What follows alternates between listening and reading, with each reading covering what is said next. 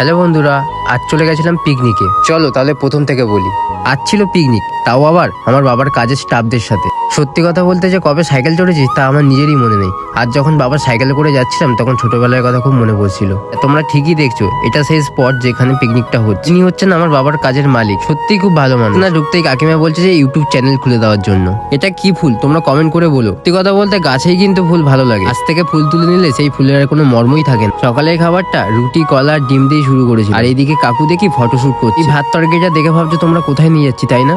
এর অনেকগুলো বাচ্চা আছে, আর এর দেখে আমার সত্যি খুব খারাপ লাগছিল, যার জন্য আমার নিজের ভাগের মাংসটা একেই দিয়ে দিয়েছিলাম। আজ আমাদের আইটেমে কি কি ছিল জানো? ভাত, ডাল, নলেন গুড়ের রসগোল্লা, আলু ভাজা, মাটন, কি চাই। আর এইদিকে কাকুরা তো খাওয়াই স্টার্ট করে দিয়েছে। তো আমারও পেয়ে গেছিল, যার জন্য খেতে শুরু করে দিয়েছিলাম। মা কোথা থেকে চলে এসে বলে যে আমাকেও খাইয়ে দে, যার জন্য মাকেও খাইয়ে দিচ্ছিলাম। আর তোমরা কারা কারা এইভাবে মাকে খাইয়ে দাও কমেন্ট করে জানিও।